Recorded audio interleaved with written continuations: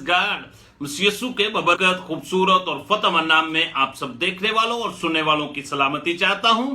इस ईमान के साथ आपकी खिदमत में हाजिर हूं कि आप सब लोग खुदा के फजल से सलामती के साथ हैं और खुदा का जिंदा और पाक कलाम खुशी के साथ सुनने के लिए तैयार हैं।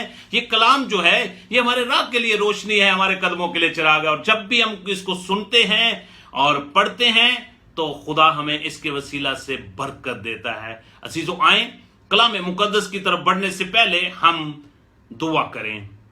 कादर मुतलिक बुजुर्ग आसमानी बाप, हम तेरा शुक्र अदा करते हैं तेरे फजल, तेरे रहम, तेरे जलाल के लिए। शुक्रगुजार हैं कि तूने जिंदगी की सांसें बख्शी और फजल बख्शा कि हम कुछ वक्त तेरे कदमों में गुजार सकें। अपने रूह कुदस को नाज़िल फरमाना जो हमारी गाइडेंस, रहबरी और रहनुमाई करे। मसीह हमारे खुदा उनके वसीला से आमीन। मेरे अजीजों, आज का जो हमारा टॉपिक है यीशु अल मसीह का सौदे आसमानी फरमाना और आमदे सानी की यकीन दहानी।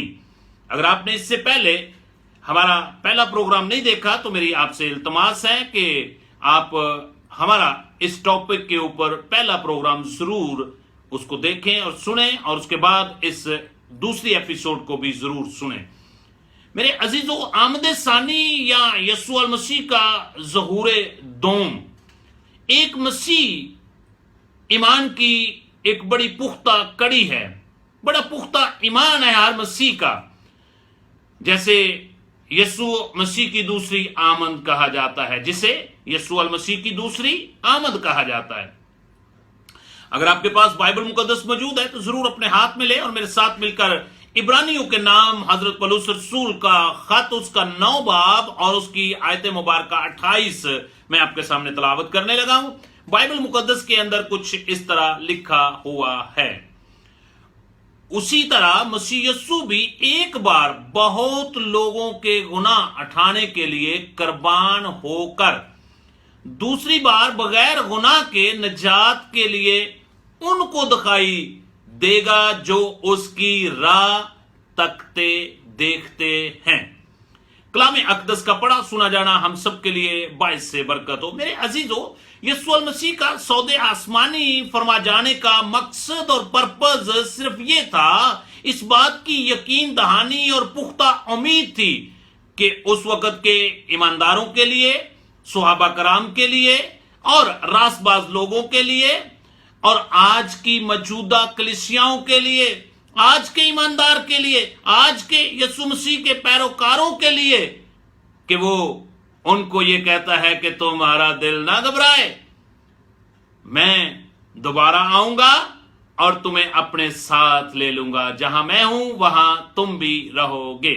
मेरे अजीजों, जब हम किताब मुकद्दस का मुतालिया करते हैं तो बाइबल मुकद्दस में जब हम पुराने अहदनामा का मुतालिया करते हैं तो पुराने अहदनामा के अंदर जो सरदार कहन था वो जब पूरी कौम की तरफ से उनके कफारे के लिए कुर्बानी की तरह था तो फिर वो अंदर पाक तरीन मकाम के पर लेकर जाता था उसके ब्लड को, और बाहर कौम बनी इसराइल और उस वक्त की कलीसियाएं, ईमानदार, रासबाज, पूरी कौम जो थी वो बाहर खड़े उस सरदार काहिन का वेट करते थे, इंतजार करते थे कि वो दोबारा वापस आएगा और हमें ब्लेस करेगा और बरकत देकर हमें रवाना करेगा।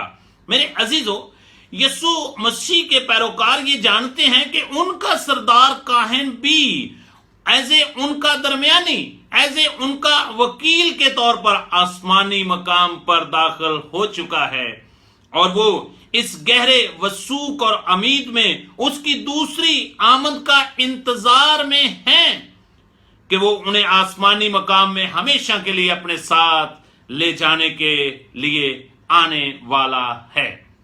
मैं एक आयत मुबारक आपके गोशगुजार करना चाहता हूं। मुकद्दस यूहन्ना रसूल की मार्फत इंजील मुकद्दस और उसका 14 बाब और उसकी आयत मुबारक 3, जहां पे कुछ इस तरह लिखा हुआ है, अगर मैं जाकर तुम्हारे लिए जगह तैयार करूंगा तो फिर आकर तुम्हें अपने साथ ले लूंगा, फिर मैं आकर तुम्हें अपने साथ ले लूंगा, जहां मैं हूं वहां तुम भी हो। मेरे अजीजों, यीशु मसीह का इस हद तक हर फर्द बशर को यकीन के साथ आसमान पर उठाया जाना था कि वो अपने पैरोकारों को, अपने नाम लेवा को, अपने रासबाज लेवा लोगों को, अपनी कलीसिया के हर फर्द बशर को दोबारा उस जगह पर लेने के लिए आएगा जो उसने तैयार की है, हर फर्द बशर के लिए, हर ईमानदार के लिए, हर रासबाज के लिए। खुदावंद यीशु अल मसीह ने कहा था, मेरे बाप के घर में बहुत सारे मकान हैं, अगर ना होते तो मैं तुम्हें कह देता, मैं जाता हूं तुम्हारे लिए जगह तैयार करता हूं और मैं वापस आऊंगा और तुम्हें अपने साथ ले लूंगा। मेरे अजीजों, रब्बाना यीशु अल मसीह की वापसी का हतमी मकसद यह है कि उसके वफादार लोग, उसके ईमानदार और रासबाज लोग, उसके पैरोकार लोग जो हैं उसके साथ सुकूनत करें। मेरे अजीजों, कलीसिया के उठाए जाने की तरफ इस बात का इशारा है जब रब्बाना यीशु अल मसीह के तमाम पैरोकार जो ईमान में मजबूत हैं और उसकी राह देखते हैं। बड़ी खास बात बाइबल मुकद्दस के अंदर लिखा हुआ है, दूसरी बार बगैर गुनाह के नजात के लिए उनको दिखाई देगा जो उसकी राह तकते हैं। इसीलिए दोबारा रिपीट करने लगा हूं ये फिक्रा, जब मसीह यीशु के तमाम पैरोकार, ईमानदार, रासबाज और कलीसिया के तमाम मेंबर ईमान में मजबूत हैं और उसकी राह तकते हैं, देखते हैं, आसमान पर बादलों पर उठाए जाएंगे ताकि हवा में रब्बाना यीशु अल मसीह का इस्तकबाल करें और इस तरह ये खुदावंद यीशु अल मसीह के साथ रहें। मेरे अजीजों, मैं एक आयत मुबारक आपके गोशगुजार करना चाहता हूं।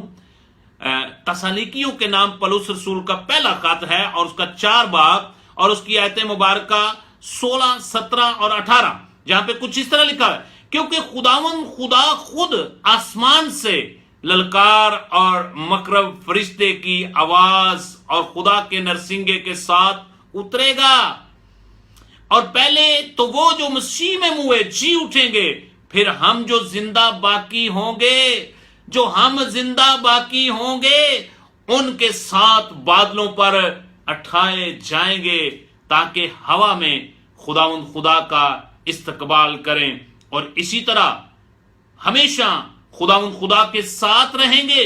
बस तुम इन बातों से एक दूसरे को तसल्ली दिया करो। मेरे अजीजों, रब्बाना यीशु अल मसीह जब सौदे आसमानी फरमा रहे थे तो उस वक्त आसमान से 2 शख्सियत जो है वहां पर आमौजूद हुई। ख्याल ये किया जाता है कि आसमान से फरिश्ते, जब उसकी पैदाइश हुई तो आसमान से फरिश्ते जमीन पर खुशखबरी देने के लिए आए।